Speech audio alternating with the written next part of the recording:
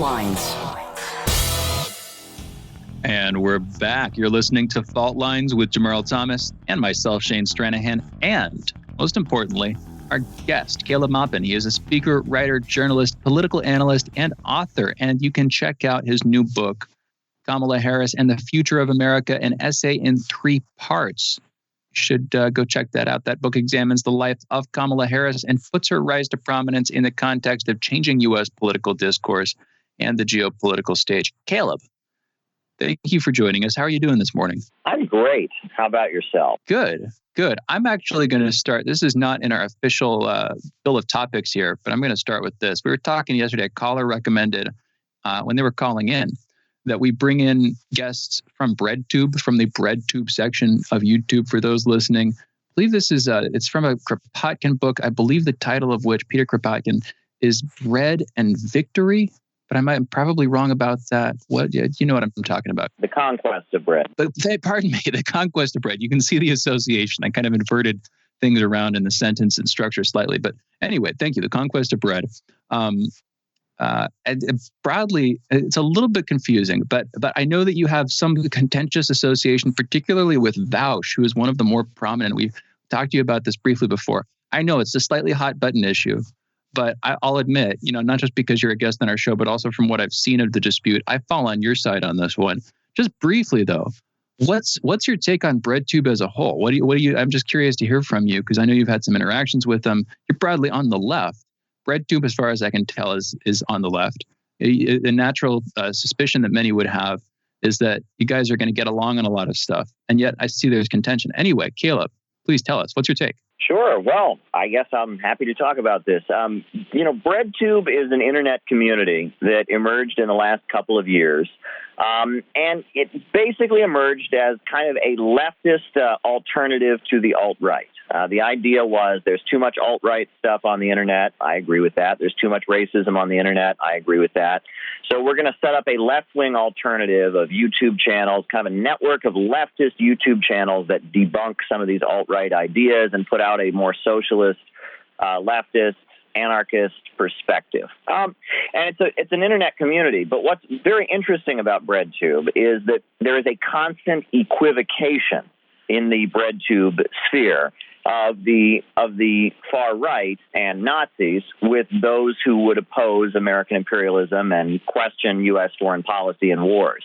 And it's a very bizarre formation where you have, a very, very well-funded internet subculture that's been created of people that are exploring Marxist ideas and are critical of capitalism, but immediately accuse anyone who so much as questions the Russiagate hysterics or, says anything good about China of being the equivalent of a Nazi. And that is particularly dangerous. And it's kind of miseducating a lot of people about Marxism. It's kind of developing, in my view, a pro-imperialist Marxism. And the first interaction I ever had with Breadtube was not of my own decision. I was reached out to by someone who calls himself Faraday Speaks, who was part of the Breadtube sphere. And he wanted me to debate somebody who calls himself Destiny, who is one of their main people, who I guess is a professional video game player who started doing like left-wing videos or something. So I had a debate for 2 hours with this Destiny individual. And it went quite well, actually. He was kind of frustrated that he could not get me to say that, he tried to paint me into a corner that he was unable to do so. People should really check out the debate I had with Destiny, Stephen Bunnell. And that was my introduction to the Breadtube universe, which is supposed to be a leftist space, but it's very, very, very much in line with U.S. foreign policy. And so I've debated Vosh. I've debated some of the big names from Breadtube. I've actually been very friendly with some of Breadtube's critics, like Angie Speaks, like Peter Kaufman. It's an interesting rabbit hole to go down. Interesting. Okay, so we had Peter Kaufman on the show recently at the request of a listener. Had a fascinating conversation about the media, the way the media works, and this idea of custom reality. I know he's on the left and I know he's a YouTuber. And so for some reason, I assume that he was part of Breadtube. But from what you're saying, he's critical of it. He's a sort of dissident. Indeed. And that's kind of how it works is that, he's known in that universe, but he's a target for Breadtube's attacks. And that's kind of how it works. Now I'm known in the Breadtube universe. I'm a name they all know, but I'm a target for attack. Whereas Vosh is somebody they listen to. Destiny is somebody they listen to. And honestly, some of their material is rather educational. I mean, probably of all the names associated in the Breadtube universe that are in there, the one that I've learned the most from would be Natalie Wynn, ContraPoints. I would say that her... Oh, yeah, I like ContraPoints. Yeah, I don't always agree with it, but it's very, very well put together, very informative, very well thought out, and very educational.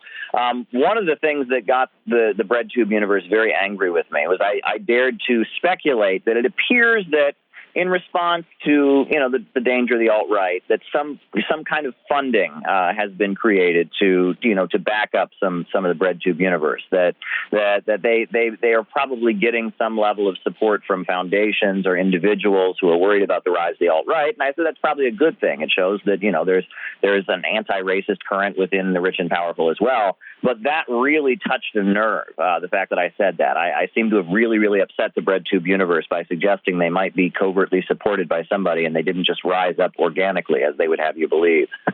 What was the main argument that he tried to paint you into a corner with? You said he tried to paint you into a corner, and basically you guys were going back and forth. But what was this main, I guess it was a 2-hour argument, but what was the thrust of the main point of contention between you two? Well, he really tried to stick with this idea, this Destiny Stephen Bonnell, and then it was much more explicitly stated with Vosh, that if you don't agree with U.S. foreign policy and if you don't agree with the assessment of socialism in the 20th century, then you are the equivalent of people on the far right that question the Holocaust. And that's ridiculous. That is absolutely ridiculous, right? And that, we can all admit that there were big human rights violations in the Soviet Union. We can all admit that bad things happened, but the Soviet Union, you have to remember, that they did conquer outer space and, launch the world's first spacecraft. They did, turn Russia into an industrial superpower. They did defeat the Nazis and liberate concentration camps. And that if you're somebody who says that there are good, positive things we can learn from the Soviet experience, that does not make you the equivalent of someone on the far right who's doing a Nazi salute. But this is the equivalency that both Destiny and Vosh try to make.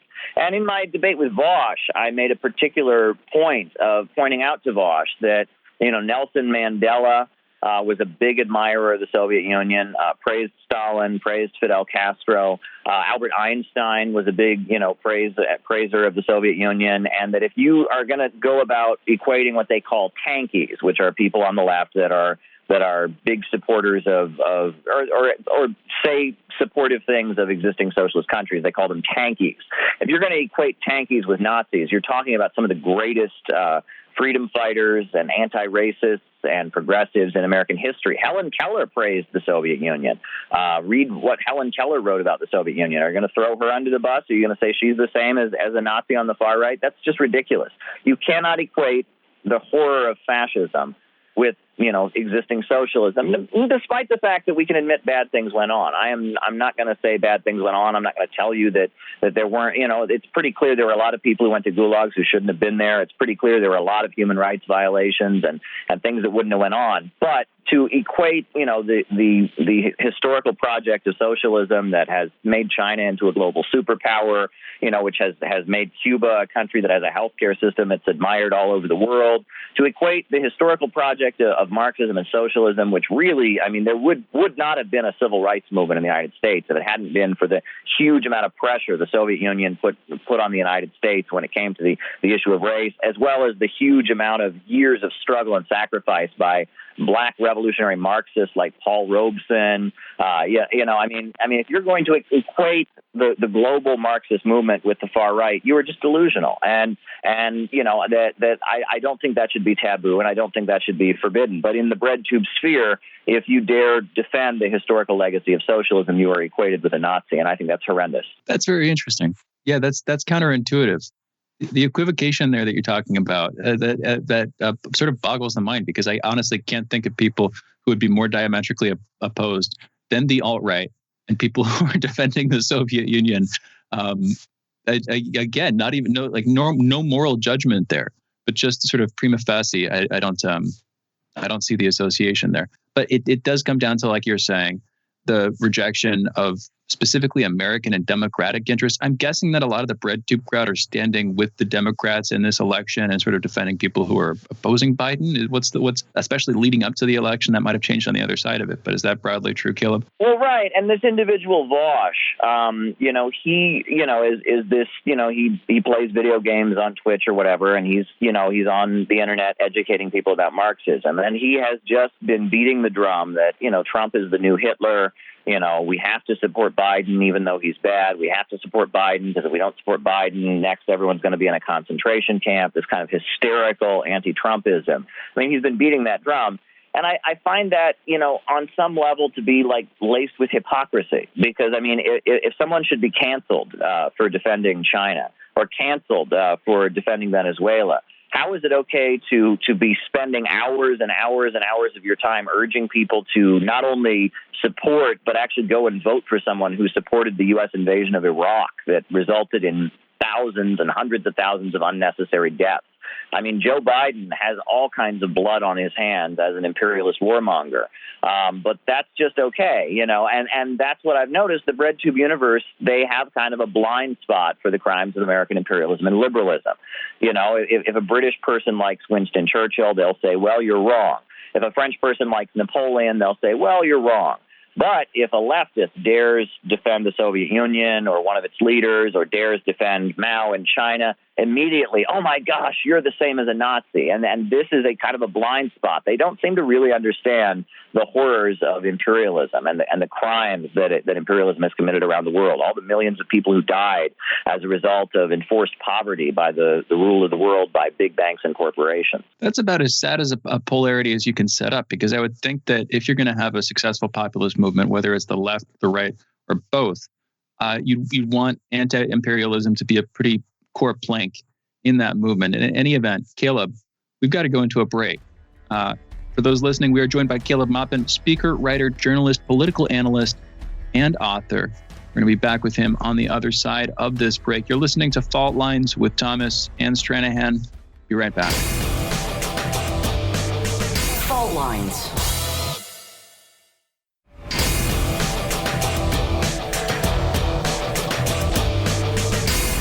Fault Lines. Welcome back to Fault Lines on Radio Sputnik. My name is Jamal Thomas. I'm joined by my co-host Shane Stranahan, coming to you live out of our station from Washington, D.C.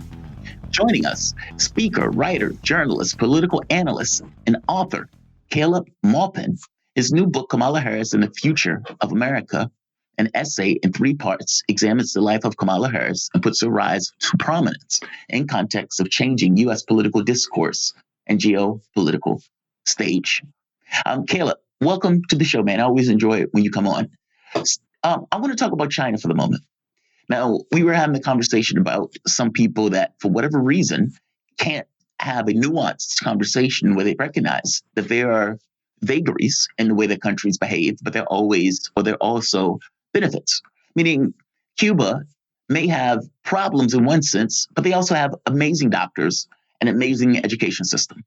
Same thing with Russia. Whatever you want to say about the Soviet Union, yes, there were difficulties and problems with the Soviet Union, put it mildly. By the same token, there were 2 world wars where you're talking about 10, 20 million people dying in one, 30 million people dying in another, some to that number, I'm talking like 50 million people, like massive numbers of people that died. You had invasions by basically, 5 different major nations. And within the course of a small number of years, like 20, 30 years, brought themselves to the level of a superpower.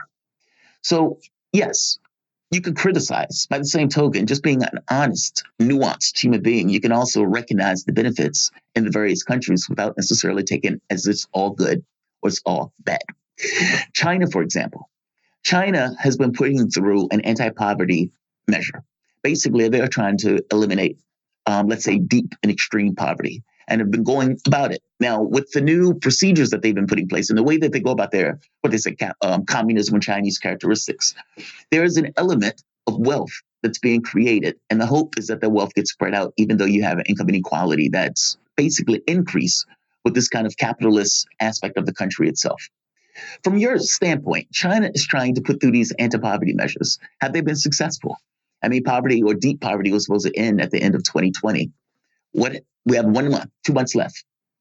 Can you give us an update there? They have announced that in the remaining counties that are the poorest in China, that extreme poverty has been eliminated in line with their overall goals and strategy. And at this point, however, there is still a very, very big gap now in China between the countryside and the rural areas. And that is one of the areas the Chinese Communist Party is now trying to target. They want to encourage, entrepreneurs and encourage the new middle class that has been created to not simply focus in the cities, but work on the development of rural and mountainous areas in China.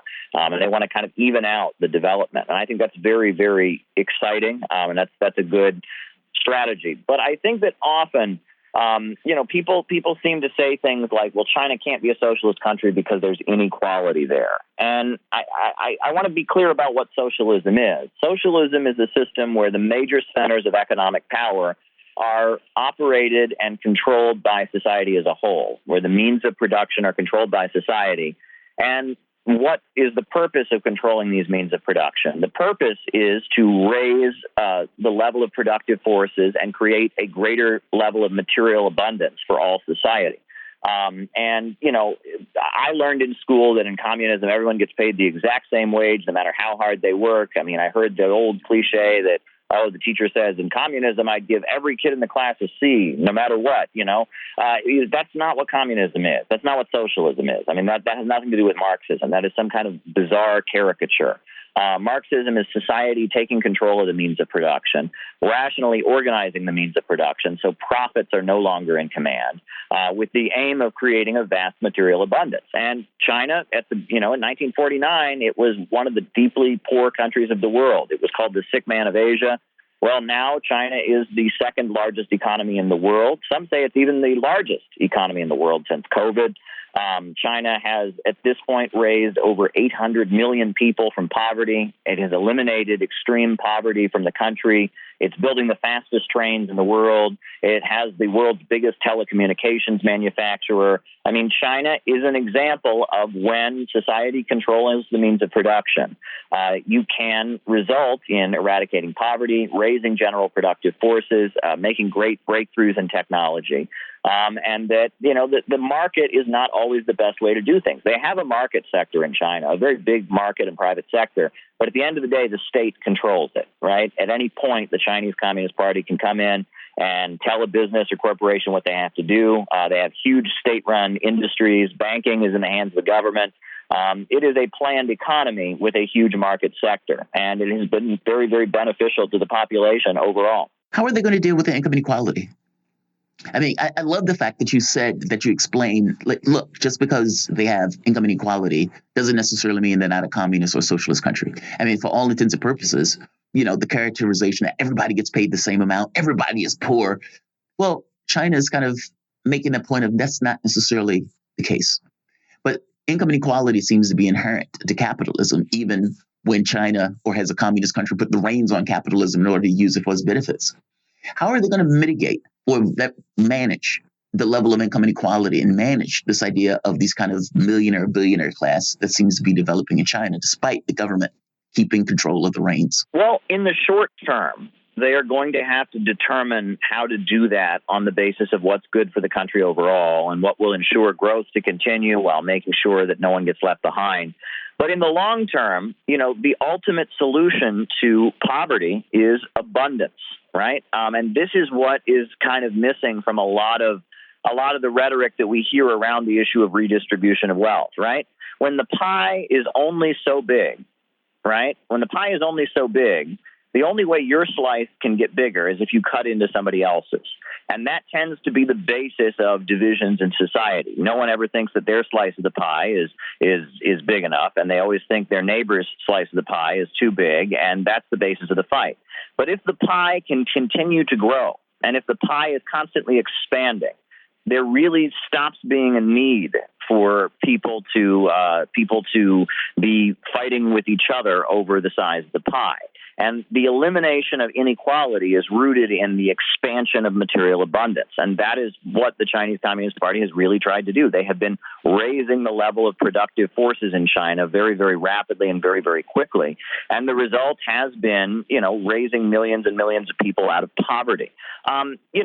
Things were more equal during the Mao era, no question about it. I mean, things were more equal. The gap between people in the cities and the countryside was not as big, but the overwhelming majority of the people in the country had no running water and had no electricity. And I guess they were more equal in that sense, but everyone was pretty poor. But what has happened since the 1980s, what has most especially happened in the 90s and now, has been a huge, huge increase in material abundance in China. And that has resulted in millions of people rising from poverty. And that abundance is the basis on which inequality breaks down. So I want to make the two quick comparisons here. One obvious, one familiar to many listeners, I'm sure, with the United States, socialism versus capitalism. That's traditionally the dichotomy in which this stuff gets put. And then the second would be, I'll get to that.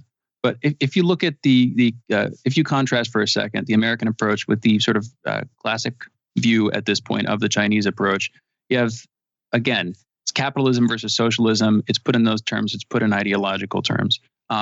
That's familiar, but that seems wrong. You were just talking about this focus on productive capacities is the phrase that I'll use to sum it up. Basically, increasing the degree of real production and then doing that, with a planned economy under the levers of control of the state. In the U.S., it seems like you're talking about growing the pie. It seems like we've filled the pie up more and more with sawdust. People will look at speculation, for instance. They'll throw that in. I would include a lot of the services economy and the IP economy or the intellectual economy that the United States is engaged in, effectively patenting lines of code, patenting procedures, and then calling that wealth, calling the income gain from that wealth, when in the long run, it doesn't just get unequal, but it seems like through this sort of passive process of technological inflation, we're getting less, even though we feel like we're getting more. So the pie is actually, it appears to be growing while it's shrinking over time. That would be important. Coming back to the dichotomy for a second, that would be important in any country, but you'd think that's particularly important in a democracy where people, the allegiance of the public is sort of built on everybody assuming that they have a shared hope and can come to some form of compromise about that hope in their future. If the pie is actually shrinking when it appears to be growing, then you get serious problems. You get a case of cultural indigestion, which we appear to have now in spades. In any event, that's a bit of a trite metaphor. But moving to the other comparison here, comparing China with itself, with its own history, isn't a lot of China's success at this point, can't you chalk that up not to any new adoption of a socialist philosophy, but simply Chinese culture and the Chinese civil and intellectual institutions that have been built up over thousands of years? As far as I know, the earliest predecessors of the modern Chinese state were the first state in the globe. China, in other words, had the first, this is actually Fukuyama, Francis Fukuyama, the noted sort of neoconservative scholar dude, pundit guy. He put this himself. He sort of gave it to them. They had the first state. In some sense, they're therefore the most successful global civilization. Isn't the body of institutions that has maintained China through various incarnations over thousands of years? Wouldn't I attribute China's success largely to that, not to the sort of newfangled ideology or conception of how an economy is supposed to work that we label socialism. Caleb, what's your take on that? Coming to this from a left-wing perspective. Well, starting in the 1800s, China really endured a huge amount of national humiliation. China is a 5,000-year-old civilization, no question about it. And their history and legacy and their culture and all of that has played a huge role in their success. But we can't erase the history that, in the 1800s, China was forced at the point of a gun by the British Empire in 2 opium wars to have a free trade economy. And the result of that was China not being allowed to develop its own industries. It was, basically a situation where you had all kinds of famines that happened because the fields that should have been growing food were growing opium poppies. and that, the condition that China was in when it was playing the free market game and when it was practicing the Adam Smith economic concepts was very different than the situation that it's in now. And I don't think that can be ignored. And that really it's through the adoption of socialism, in which China took control of its economy, that China was once again able to allow its great civilization and its great history to flourish. What's particularly interesting is that during the Mao era, there was a huge effort to kind of erase a lot of China's history. There was a feeling that Confucius was not in line with Marxism. There was a lot of destruction of ancient temples and ruins. But what's interesting is now President Xi Jinping has kind of developed kind of a synthesis where Mao and Confucius kind of walk hand in hand, both as part of China's unique identity, which is separate from the West. And I think that's particularly fascinating, that there's a rise of neo-Confucian thought in China that accompanies a rise of neo-Marxist thought in China. And there's an understanding that China's tradition and culture and Marxism, Leninism, Mao Zedong thought, that they all kind of walk together in what has made China successful. Caleb, I want to thank you for coming on, man. Awesome episode. Where can people find your work, by the way? Oh, I'm at CalebMaupin.com. CalebMaupin.com. I'm on Twitter. I'm on Facebook. I'm on YouTube. Check out my stuff. Absolutely. Our producer one time told us, I don't want to put him on the spot, but he was like, I can listen to that guy for hours. He's great. Caleb Maupin is a speaker, writer, journalist, political analyst, and author. His new book, Kamala Harris and the Future of America, an essay in 3 parts, examines the life of Kamala Harris and puts her rise to prominence in the context of changing U.S. political discourse and the geopolitical stage. Again, you can follow Caleb on Twitter at Caleb Maupin and read his articles at calebmaupin.com. You guys are listening to Fault Lines with Thomas and Stranahan. We will be back for the wrap. Fault Lines.